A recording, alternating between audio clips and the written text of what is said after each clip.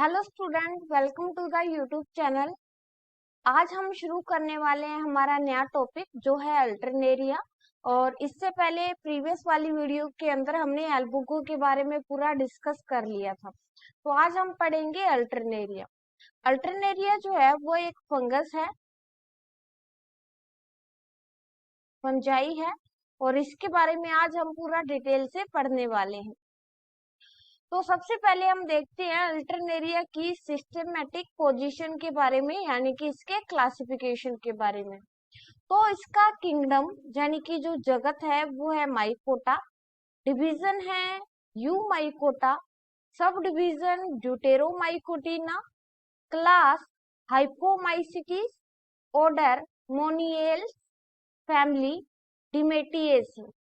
Class को हम हिंदी में बोलते हैं वर्ग, वर्ग बोलते हैं इसको। ये है गण और ये है कुल। और इसकी जो स्पीसीज है वो बहुत सारी है। अब हम देखते हैं कि इसकी अल्टरनेरिया की लगभग 4 स्पीसीज है। सबसे पहली जो है वो है अल्टरनेरिया सोलेनाई। अल्टरनेरिया सोलेनाई जो स्पीसीज है वो लगभग पोटैटो में और सोलेनेसी फैमिली के जितने भी मेंबर हैं उनके अंदर डिजीज कॉज करने का काम करती है। सेकंड जो स्पीसीज है वो है अल्टरनेरिया कुकुमेराइना। ये वाली जो स्पीसीज है वो कुकुरबिटेसी यानी कि जो कद्दू है, लौकी है, घिया है, तोरी है, ये वाली जो फैमिली के मेंबर है इनके अंदर हमें देखने को मिलती है। तीसरा है अल्टरनेरिया टेनुइस। इसके कारण व्हीट के अंदर ब्लैक पॉइंट डिजीज हो जाती है।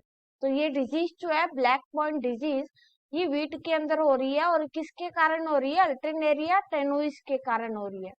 और एक है अल्टरनेरिया ब्रेसिकी, जो कि क्रूसीफेरी फैमिली या क्रूसीफर फैमिली, जितनी भी सरसों वगैरह की फैमिली के अंदर जो मेंबर आते हैं उनके अंदर ये डिजीज कॉज करने का काम करती है। अब हम पढ़ते हैं जर्नल इंट्रोडक्शन के बारे में। तो सबसे पहला कि जो अल्टरनेरिया है वो एक इनकम्प्लीट फंजाई है, यानी कि अपूर्ण। दूसरा ये सैप्रोफाइट है। सैप्रोफाइट का मतलब है मृतोकजीवी, मृतोकजीवी। अच्छा, मृतोकजीवी होता है वो ऑर्गेनिज्म या वो जीव जो कि डेड ऑर्गेनिक मैटर पे, डेड ऑर्गेनिक मैटर या जो सड़ी गली चीजें होती हैं जैसे कि सब्जी वगैरह के छिलके हो गए, कोई जानवर है उसकी डेथ हो गई, तो उनके ऊपर अपना न्यूट्रिशन लेती है या पोषण लेती है। तो सैप्रोफाइट वो ऑर्गेनिज्म है जो कि सड़ी गली चीजों या डेड ऑर्गेनिक मैटर से पोषण प्राप्त करती हैं। उसके बाद में अगला पॉइंट है पैरासाइट। तो अल्टरनेरिया जो है वो है पैरासाइट यानी कि परजीवी। पैरासाइट क्या होता है ये आप लोगों को पता है। पैरासाइट होता है कि वो ऑर्गेनिज्म जो दूसरे ऑर्गेनिज्म के ऊपर रहता है या दूसरे ऑर्गेनिज्म से पोषण लेता है, न्यूट्रिशन लेता है, उसको हम पैरासाइट बोलते हैं। और ये जो है वो बहुत सारे प्लांट के लिए हार्मफुल है, उनको नुकसान पहुंचाता है, क्योंकि हमने इतनी सारी स्पीसीज देखी है पोटैटो में और सोलेनेसी के बाकी के जो मेंबर हैं, कुकुरबिटेसी के जो मेंबर हैं, व्हीट है या क्रूसीफेरी फैमिली के जो मेंबर हैं, उनमें जितने भी प्लांट है उनमें डिजीज कोज करने का काम करता है। तो एक तरह से उन्हें नुकसान पहुंचा रहा है, उनके लिए ये हार्मफुल है। अब हम देखते हैं डिजीज सिम्टम्स। यहाँ पे आपको ये डायग्राम दिख रहा है। इस डायग्राम के अंदर ये लीफ है आलू की, और इसके अंदर आपको यहाँ पे ये वाले ब्राउन कलर के स्पॉट दिखाई दे रहे हैं धब्बे। ये जो डिजीज है या जो सिम्टम्स हमें दिखाई दे रहे हैं ये है अल्टरनेरिया के कारण। तो इसी के बारे में हम पढ़ते हैं। तो सबसे पहले क्या होता है कि अल्टरनेरिया के जो हमें लक्षण हैं या सिम्टम्स हैं वो प्लांट की लोअर साइड पे दिखते हैं। जो लोअर लीफ है, लोअर लीफ साइड है, वहां पे दिखाई देती है।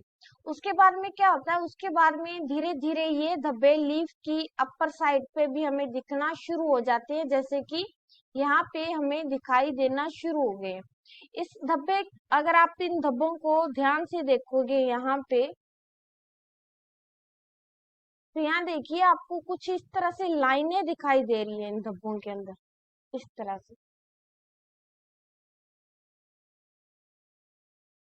यहाँ देखिए आपको यहाँ पे भी दिखाई दे रहा है, कुछ इस तरह से यहाँ पे लाइनें शो हो रही हैं डायग्राम के अंदर। तो इस तरह की जो स्ट्रक्चर है, जैसे हम यहाँ पे ड्रॉ कर रहे हैं, यहाँ पे इस तरह के सिम्टम्स बनते हैं। तो इस कारण हम इस डिजीज को या इनके जो सिम्टम्स है, इसको हम बोलते हैं टारगेट बोर्ड सिम्टम्स।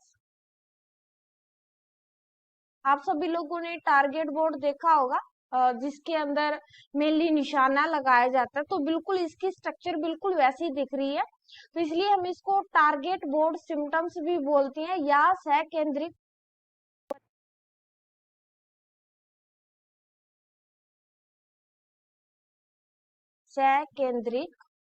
वलय,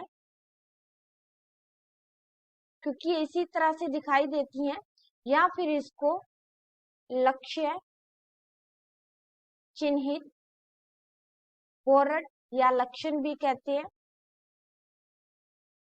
तो इंग्लिश में इसको हम टारगेट बोर्ड सिम्टम्स बोलते हैं, हिंदी में लक्ष्य चिन्हित लक्षण बोलते हैं, क्योंकि इसके जो सिम्टम्स हैं हमें बिल्कुल वैसे ही दिखाई दे रहे हैं, इसलिए हम इसको ऐसा बोलते हैं।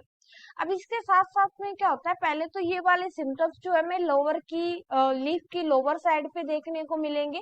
जैसे जैसे इन्फेक्शन ज्यादा होता जाएगा, ये वाले सारे सिम्टम्स हमें लीफ की अपर साइड पे देखने को मिलेंगे। और उसके बाद में अगर इन्फेक्शन और ज्यादा हो गया, तो यही सिम्टम्स क्या करेंगे, ये सिम्टम्स पूरे के पूरे तने पे यानी कि स्टेम के ऊपर फैल जाएंगे, और प्लांट का जो बाकी का पोर्शन है वहां पे भी सारे के सारे सिम्टम्स क्या करेंगे, फैल जाएंगे। ये तो पहला सिम्टम्स है कि इसके अंदर हमें सकेंद्रिक वलय दिखाई देती है, रिंग टाइप स्ट्रक्चर दिखाई देती है, जो कि हम यहाँ पे देख चुके हैं, जिसको हमने टारगेट बोर्ड सिम्टम्स बोला है। ये इसका पहला सिम्टम्स है जो कि हमें दिखाई दे रहा है। इसके अलावा भी हमें यहाँ पे कुछ सिम्टम्स दिखाई देती हैं। दूसरा है कि अगर हम खुद सोचें कि कोई लीफ है, और लीफ मोस्टली वो एरिया होता है जहाँ पर फोटोसिंथेसिस या प्रकाश संश्लेषण की क्रिया होती है। फोटोसिंथेसिस होता है या प्रकाश संश्लेषण होता है, यानी कि यहाँ पे फूड बनेगा, जितना ज्यादा फूड बनेगा उतनी प्लांट की ग्रोथ अच्छी होगी। लेकिन अब यहाँ पे ये टारगेट बोर्ड बनने के कारण क्या होता जा रहा है, लीफ का ज्यादातर एरिया ग्रीन ना होके ब्राउन होता जा रहा है, यानी कि यहाँ पे जो क्लोरोफिल प्रेजेंट है वो खत्म होता जा रहा है। अगर क्लोरोफिल खत्म हो गया तो फोटोसिंथेसिस प्रोसेस भी नहीं होगी। तो इसलिए इस डिजीज में क्या होता है, ज्यादातर क्लोरोफिल नष्ट हो जाता है, इसके कारण फोटोसिंथेसिस जो प्रोसेस है वो भी स्लो हो जाती है, क्योंकि वहां पे ऐसा क्लोरोफिल पिगमेंट नहीं बचता जिसके कारण फोटोसिंथेसिस प्रोसेस अच्छे से हो। तो इसके कारण ओवरऑल प्लांट की जो ग्रोथ है उस पे इफेक्ट पड़ता है, और जो पत्तियां हैं वो भी मुरझाना शुरू कर देती हैं। तो ये इसका दूसरा सिम्टम्स है जो कि हमें दिखाई देता है। उसके बाद में हम बात करते हैं इसकी वेजिटेटिव स्ट्रक्चर के बारे में। तो सबसे पहले हम यहाँ पे इसकी वेजिटेटिव स्ट्रक्चर को ड्रॉ करते हैं।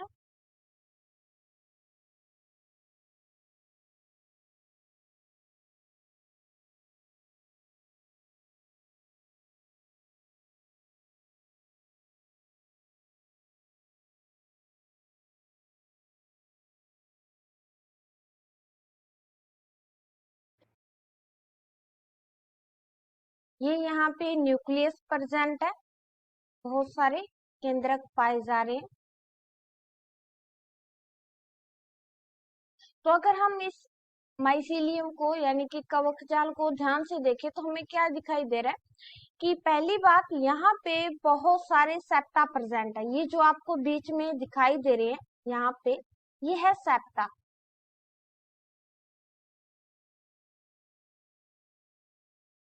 यहाँ पे यानी कि एक सेल दूसरी सेल से सेप्टा के थ्रू अलग है, तो हम यहाँ क्या बोलेंगे कि यहाँ पे सेप्टा प्रेजेंट है, यानी कि यहाँ पे पट प्रेजेंट है। दूसरी बात, ये ब्रांचड है, तो डायग्राम के अंदर हम देख सकते हैं कि यहाँ पे एक ब्रांचेस निकली हुई है, ऐसी ही बहुत सारी ब्रांचेस इसके साइड में निकली हुई हमें दिखाई देती है। मल्टी न्यूक्लिएट है, तो हम देख सकते हैं यहाँ पे हर एक सेल के अंदर यहाँ पे या हर एक सेप्टा के बीच में बहुत सारे न्यूक्लियस जो है वो प्रेजेंट है, तो ये मल्टी न्यूक्लिएट यानी कि बहु केंद्र की अवस्था है। और इसका जो कलर होता है वो होता है ब्राउन कलर। अब क्या होता है कि जो माइसीलियम होता है वो सबसे पहले इंटरसेल्यूलर, जिसको हम बोलते हैं अंतराकोशिक,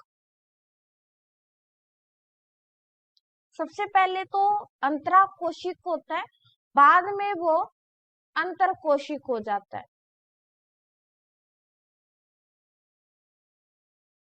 यानी कि पहले इंटरसेल्यूलर फिर इंट्रा। जिनको इंट्रो और इंट्रा नहीं पता है मैं बता देती हूँ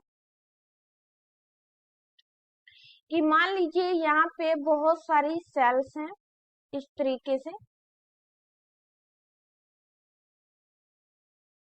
तो सेल के बीच में, यहाँ दो सेल के बीच में यहाँ पे जो जगह दिखाई दे रही है, खाली जगह दिख रही है, अगर कवक जाल या माइसीलियम यहाँ पे ग्रो करता है तब हम उसको बोलते हैं इंटरसेल्यूलर, यानी कि दो सेल के बीच में।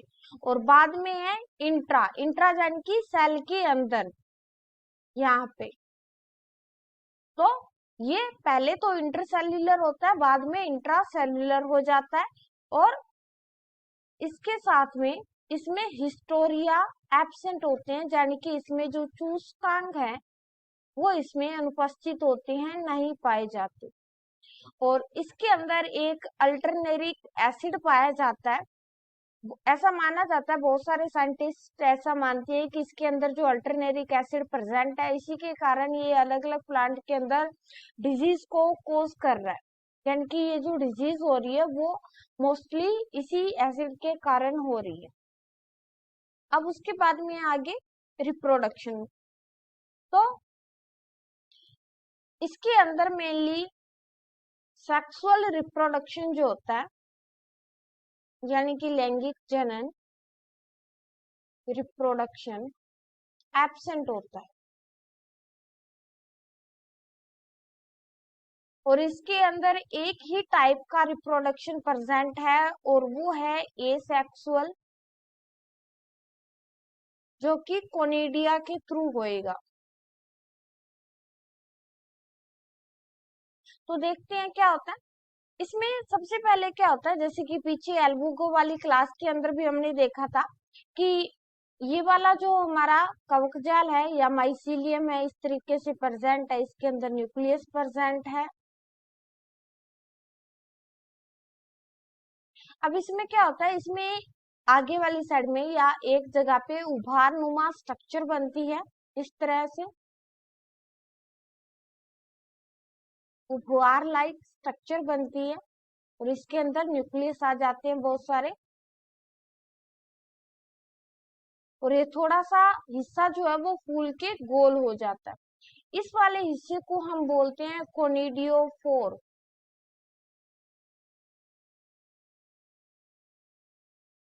या कोनिडियम धर, कोनिडियम धर बोला जाता है। अब क्या होता है, अब इस हिस्से के ऊपर धीरे धीरे कोनिडिया का फॉर्मेशन शुरू हो जाता है।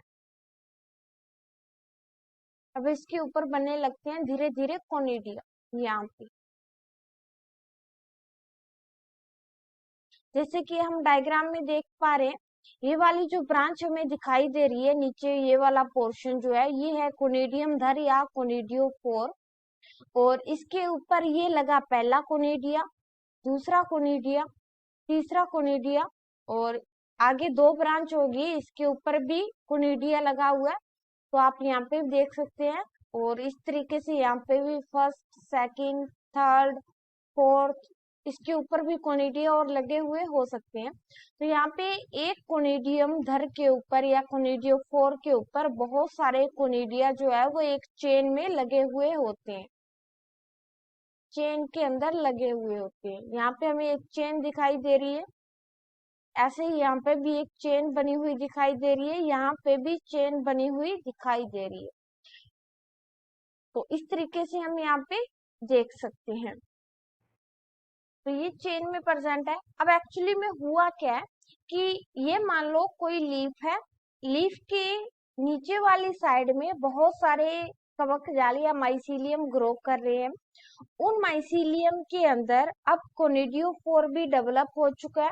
तो अब क्या होएगा, अब धीरे धीरे वहां पे कोनिडिया का फॉर्मेशन शुरू होता जाएगा। ऐसी चेन के अंदर लगातार कोनिडिया जो है वो बनते जाएंगे, जैसा कि हम यहाँ पे इस डायग्राम के अंदर देख पा रहे हैं। अब ऐसे कोनिडिया लगातार बनते जा रहे हैं, तो ये क्या होएगा, लास्ट में ये वाले कोनिडिया सरफेस से बाहर वाली साइड से निकल जाएंगे, एयर के थ्रू रिलीज हो जाए। अब इसके आगे हम देखने वाले हैं कि ये जो कोनिडिया है इसकी स्ट्रक्चर हमें कैसी दिखाई देती है। तो यहीं पे हम कोनिडिया की स्ट्रक्चर देख सकते हैं। यहाँ पे डायग्राम के अंदर जो हमें कोनिडिया की स्ट्रक्चर एक्चुअली में देखने को मिलती है वो कुछ इस टाइप से है।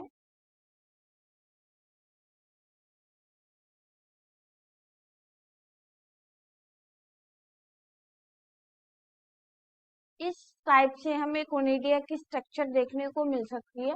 तो हम ये बोल सकते हैं कि कोनिडिया के अंदर यहाँ पे अगर आप स्ट्रक्चर को अच्छे से विजुलाइज कर पा रहे हैं तो इसके अंदर सेप्टा प्रेजेंट है, यानी कि इसके अंदर पट प्रेजेंट है। और इसके साथ में इसमें जो सेप्टा प्रेजेंट है, दोनों टाइप के सेप्टा हमें दिखाई दे रहे हैं। इसमें टीएस भी दिखाई दे रहा है और एलएस भी दिखाई दे रहे हैं। तो हम क्या बोल सकते हैं कि इसमें टीएस एंड एलएस दोनों ही टाइप के सेप्टा जो है हमें देखने को मिलते हैं। और इनके जो सेप्टा के नंबर होते हैं वो लगभग 5 से 10 सेप्टा इसमें प्रेजेंट होते हैं। और इसी के साथ साथ में यहाँ पे हमें क्या देखने को मिलता है कि ये जो कोनिडिया है वो मल्टी सेल्यूलर होता है, मल्टी सेल्यूलर। यहाँ देख पा रहे हैं ये भी एक सेल है, ये भी, ये इसमें न्यूक्लियस प्रेजेंट है। तो इस टाइप से ये जो है वो मल्टी सेल्यूलर हम बोल सकते हैं या बहुकोशिकीय प्रकार का हम बोल सकते हैं। तो ये हो गया कोनिडिया की स्ट्रक्चर। तो अब इसमें हमें आगे क्या देखने को मिलेगा, आगे हमें देखने को मिलेगा कि जब कोनिडिया का जर्मिनेशन होता है तब यहाँ पे ये जो हर एक सेल, जितनी भी सेल इसमें दिखाई दे रही है ना कोनिडिया के अंदर, वो हर एक सेल जर्मिनेशन में या अंकुरण में पार्टिसिपेट करती है। तो वो हम आगे देखते हैं कि कोनिडिया का जो जर्मिनेशन है वो कैसे होता है। यहाँ आप देख सकते हैं इस तरीके से, ये वाला भी एक सेप्टा है, ये दूसरा सेप्टा, तीसरा, यहाँ पे ये देखिए एलएस सेप्टा प्रेजेंट है। इसी टाइप से यहाँ पे भी सेप्टा में दिखाई दे रहे हैं यहाँ पे। तो ये सारी मल्टी सेल्यूलर कंडीशन है। अब हम देखते हैं कि कोनिडिया का जर्मिनेशन कैसे होता है। तो कोनिडिया का जर्मिनेशन मोस्टली तब होता है जब कंडीशन जो है वो फेवरेबल होती है,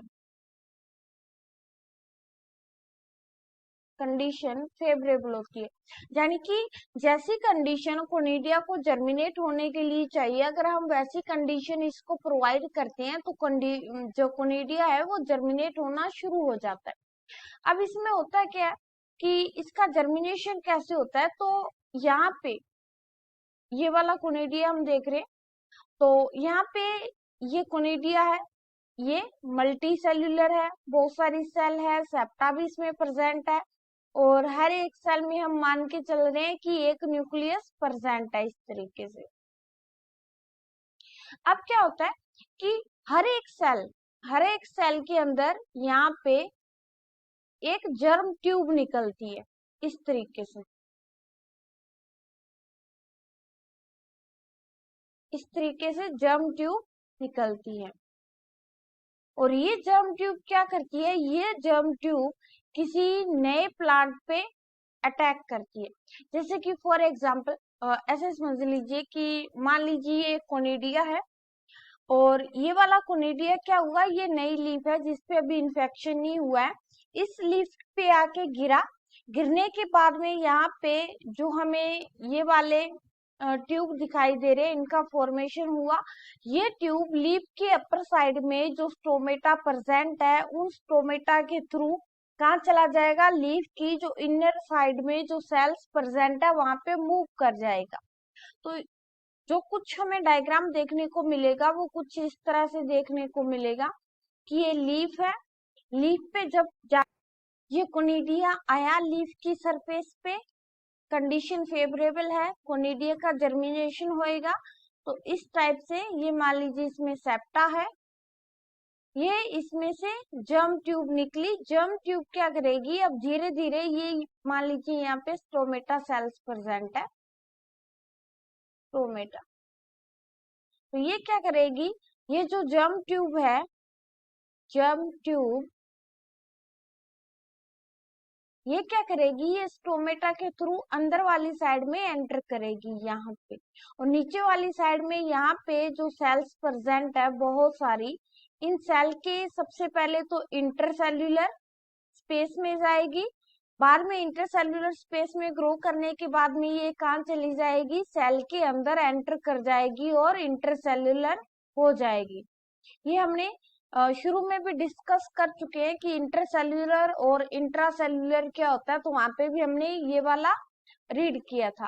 तो कोनिडिया का जर्मिनेशन तभी होगा जब कंडीशन फेवरेबल होएगी, यानी कि जैसी मोस्ट कंडीशन, थोड़ा सा आप बोल सकते हो कि वाटर टाइप की कंडीशन या नमी, और नमी बोलना ज्यादा ठीक रहेगा कि नमी वाला जो मौसम होता है उस टाइप में कोनिडिया का जर्मिनेशन होना जो है वो शुरू हो जाता है। तो उस टाइम जर्म ट्यूब बनेगी, लीफ के अंदर स्टोमेटा के थ्रू एंटर करेगी और फिर से लीफ के अंदर इन्फेक्शन करना शुरू कर देगी। तो इस टाइप से कोनिडिया का जो जर्मिनेशन है वो होता है। तो अब हम देखते हैं इसके लाइफ साइकिल के बारे में। तो सबसे पहले मान लीजिए ये लीफ है, लीफ है। अब क्या हुआ, इस लीफ पे मान लीजिए इन्फेक्शन हुआ है, यहाँ पे बहुत सारे माइसीलियम यहाँ पे ग्रो कर रहे हैं, ये माइसीलियम है यानी कि कवक जाल। अब क्या हुआ, अब इस माइसीलियम के ऊपर फॉर्मेशन होएगा कोनिडियोपोर का, कोनिडियोपोर, जिसको हम बोलते हैं कोनिडियम धर। अब कोनिडियम पोर के ऊपर क्या लगेगा, इसके ऊपर लगेंगे कोनिडिया,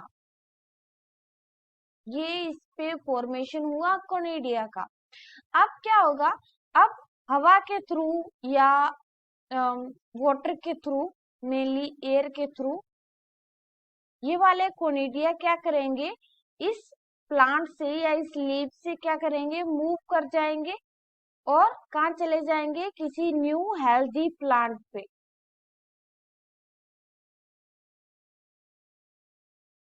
हेल्थी प्लांट पे चले जाएंगे और इस प्लांट पे फिर से क्या कर देंगे, इन्फेक्शन कर देंगे। तो ये वाली सिम्टम्स हमें फिर से दिखना शुरू हो जाएंगे।